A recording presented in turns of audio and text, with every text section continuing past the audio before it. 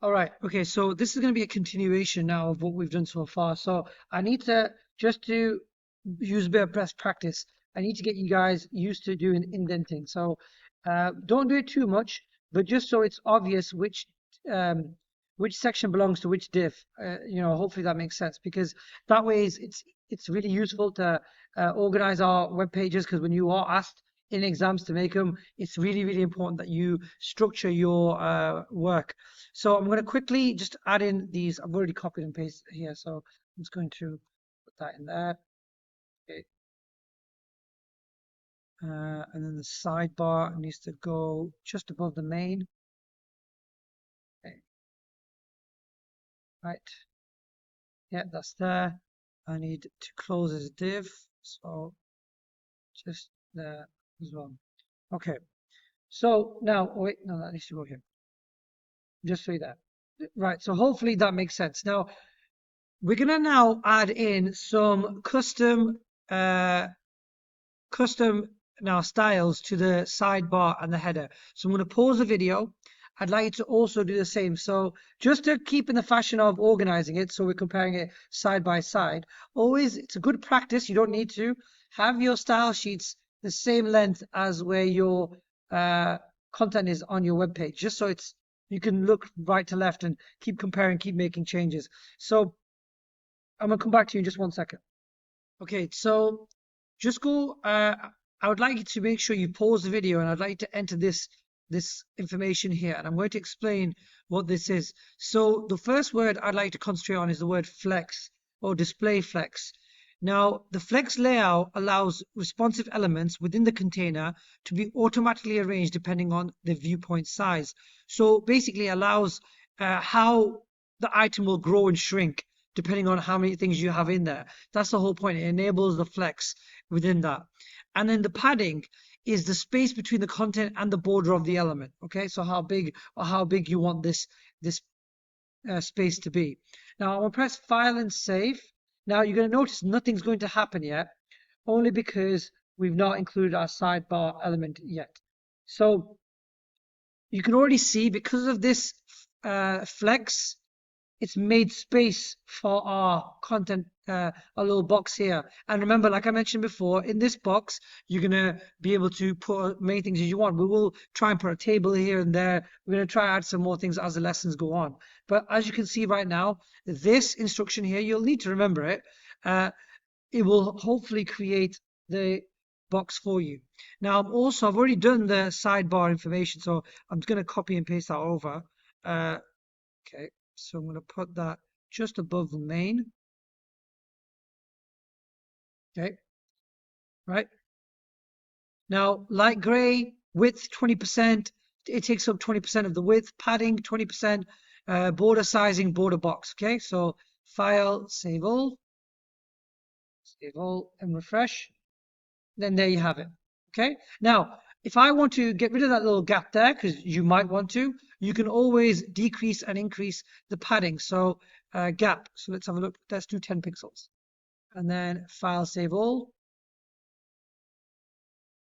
I'm just getting a habit of doing this now.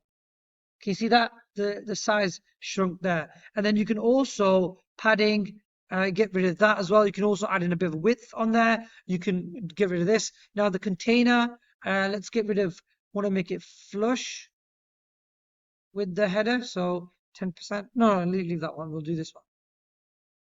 Gap. Let's do 0. Space between the sidebar and main content. Let's get rid of this. Put 0. Save all. I might regret this, but there. That's flush now. Can you see that? I think that looks a lot better. Now, I would like you to experiment with these. I want you to do that. Pause the video. Add all these in. Make sure you've got them in accurately. Make sure that you can see the comments there. Obviously, you'll have access to this video. Have I missed out any comments? Takes up the remaining space after the sidebar. So this flex grow here, I'm going to go into a bit more detail now, but I want you to type this up and then I'll be with you in just 1 second. Hopefully yours is the same. Okay, so hopefully yours has worked and you've tested it out, and any problems, just come to me. And I would say the main problems people face is open and close brackets, semicolons, colons, percentages, spelling mistakes, that kind of stuff, the American spelling, that's one of the key things that people get wrong. Now, I want to explain the flex grow in a bit more in depth. Now, imagine you have a container, which is like a box, okay? Because everything in this container here, right? It's like a box with two sections inside, the sidebar and the main content. The sidebar has a fixed width, okay? And is always the same size. The main content, on the other hand, is like a sponge. It can stretch and grow to fill whatever space up is left in the container after the sidebar has taken its space. So when you write something like flex grow 1, you're basically telling the main content, you know what, take all the extra space that's left over in the container. So just think of it as, a box with two compartments. One compartment is a sidebar, and the other compartment is the main content. And the flex grow is what makes up for all the room that's left over. Now, I want you to test this out, and I want you to experiment a little bit. I want you to see if you can add in some tables in here. So run wild, do whatever you can with it. Maybe add in a picture or two. Take what you've learned from the first video and include into this video. Add in some headers. We could let's if we put in change this to header 2. Let's have a look. Let's actually I want to do this for the main one, not the sidebar, because I want to put a table in there. So put P back there. Here, let's do header 2. Header 2. Save all. Oops. Okay. Right, can you see that? It's gone bigger. As the more content you put in, the more it's going to stretch, and the more all this is going to go down. Our goal is to make sure that it doesn't go right, because then it obviously won't fit into the page. Now, the task that I need you guys to do afterwards is essentially, I want you to be able to do this. So if I get the worksheet up, I want you to be able to create for me this with these as your style sheet recommendations.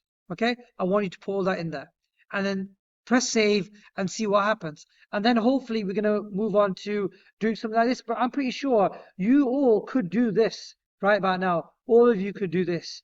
Yeah, that's what I'd like you to do. So this task here, number 4 and number 5, and then number 6 and number 7 is what we're going to move on to next. But you should be able to do this, and I'm going to do it as well, and then we're going to compare it hopefully in the next video. Okay, right.